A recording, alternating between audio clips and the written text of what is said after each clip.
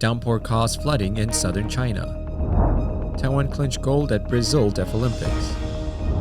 Russia would have to slash oil production by 20%.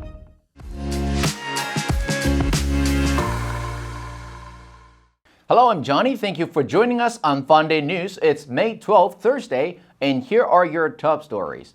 Media reports heavy rains and thunderstorms caused flooding in the provinces of Guangdong and Guizhou on May 11th.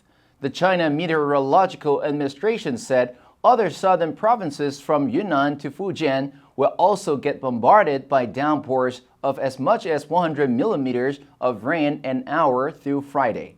China's Ministry of Emergency Management has upgraded the emergency response level for the flooding and sent experts to Guangdong and Guangxi provinces to guide prevention and response efforts. Media reports a rescue team on May 10th evacuated 24 kindergarten students stranded by floods in Guiyang. Guangzhou has launched an emergency response to the rainstorm and flooding. China's Ministry of Water Resources issued a fourth-degree emergency response to prevent a flooding disaster in the area. China's National Meteorological Center warned heavy rains in the southern region will negatively impact the wheat crop, and this disruption could increase the risk to China's overall food security. Media reports Taiwanese athlete Shi Lei clinched the gold medal in the women's 100-meter hurdles at the Summer Deaf Olympics in Brazil on May 10th. The 19-year-old hurdler clocked 13.91 seconds, smashing the Deaf Olympics record of 14.20 seconds for that event. Shi Lei is the world Deaf record holder in the women's 100-meter hurdles event. On May 8th, Shi Lei won a bronze medal in the women's 100-meter sprint, clocking 12.31 seconds. She's also scheduled to compete in the women's 200-meter dash. This is the first Deaf Olympics gold Taiwan grabbed ever since 2001 Rome Deaf Olympics, where Taiwan's An Xinglong took a gold medal in men's decathlon event, and also witnessed Xi's coronation on May 10th as the coach of Taiwan's Deaf Olympics delegation this year.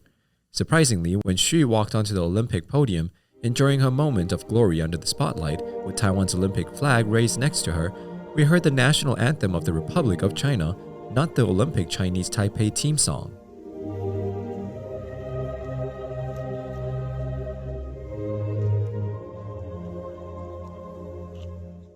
Business Insider reports the European Union's Russian oil embargo would force Moscow to significantly decrease its oil production by 20% in a year or two. According to Matt Smith, lead oil analyst at Kepler, once Russia was forced to remove EU imports, it's difficult to see a scenario where Russian production does not drop significantly.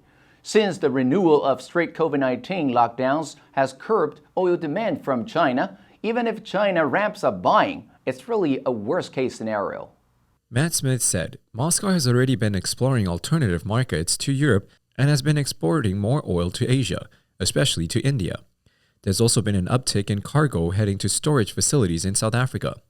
But an embargo would decrease Russian oil output, and it could have significant long-term repercussions on its ability to produce oil in the future.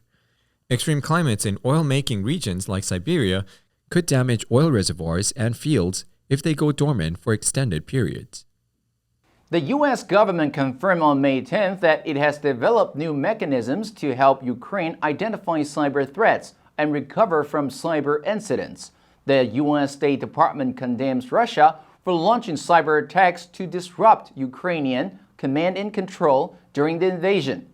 But U.S. has enhanced its support for Ukraine's digital connectivity, including by providing satellite phones and data terminals to Ukrainian government officials, essential service providers, and critical infrastructure operators.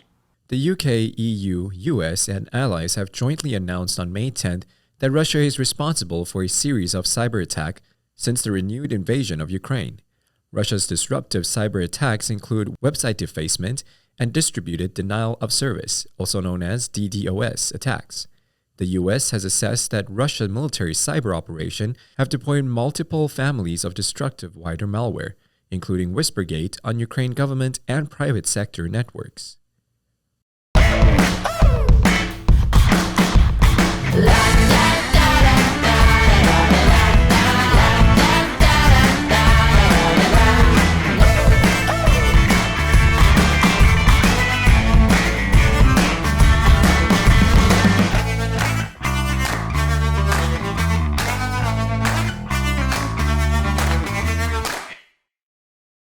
A leading China's economic professor said the hit on China's economy from its latest COVID-19 outbreak is more than 10 times that of 2020 when the Wuhan outbreak forced the country into lockdown for the first time.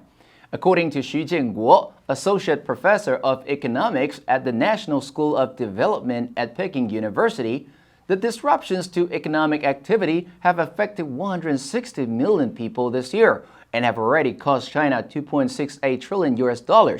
He suggested that GDP growth could match the 2.3% of 2020 at best. Su said the economic impact of China's latest coronavirus outbreak, including citywide lockdowns and transport restrictions, is more than 10 times that of the initial wave in Wuhan in 2020, in terms of the size of the affected population and economic cost, as some of the largest and most important cities have been locked down this year, including Shanghai, Suzhou, Shenzhen, Dongguan, and the capital Beijing, which are important nodes on the industrial chain. A study by Fudan University in China shows that the current closure and economic development are inevitable. Fudan's research believes that if the Chinese authorities cancel the zero-COVID policy and relax control, they will take a great risk. There will be 112 million symptomatic cases of COVID-19, 5 million hospitalizations, and 1.55 million deaths. However, this severity can be reduced as long as the focus is on vaccination and the provision of antiviral drugs while maintaining partial control. The peer-reviewed study by Shanghai's Fudan University, published in the Nature journal, said the level of immunity induced by the March 2022 vaccination campaign would be insufficient to prevent an Omicron wave that would result in exceeding critical care capacity with a projected intensive care unit peak demand of 15.6 times the existing capacities. As a result, the lifting of zero-COVID policies in China would see a tsunami of infections and almost 1.6 million deaths. Scientists found that the number of flying insects has dramatically declined in Europe by nearly 60% between 2004 and 2021. They concluded that a massive and rapid collapse in insect populations in Europe is a reality and a possible prelude to an environmental catastrophe of a scale difficult to imagine. Scientists of the Cairn Wildlife Trust and the Invertebrate Conservation Trust said after analyzing the data gathered from thousands of driver's license plates, all lead to the same conclusion.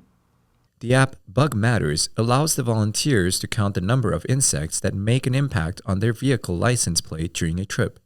Volunteers share the type of vehicle they were driving, ensure their plates were clean before setting off, and let the app record the characteristics of the trip, such as departure and arrival points, average speed, landscapes traveled through, types of roads taken, time and date of the trip, weather, etc. On arrival, a photo of the small frame, it's called splatometer, fixed on the front license plate, takes count of the number of insects hit during the trip. Elon Musk said on May 10th that he would reverse the permanent ban of Donald Trump on Twitter and let him back on the social network platform. Musk has said he wants Twitter to be a forum for debate, and he called the barring of Mr. Trump morally wrong. The former president has said he would not rejoin the platform. Musk has called himself a free speech absolutist and has said he's unhappy with how Twitter decides what can and cannot be posted online. Trump was barred by Twitter, along with Facebook and other platforms.